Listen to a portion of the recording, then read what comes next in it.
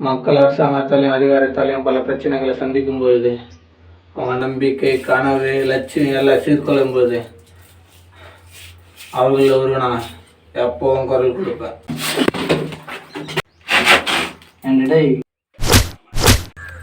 இது எல்லாத்தையும் சரிக்கு சமமாக பிரிக்கிற வேலையை நாங்கள் செய்கிறப்போ உங்கள் அமைப்பு எங்களை தேர்வாதிகள் நினச்சி முத்திரை குத்தி சுட்டு கொல்லுது.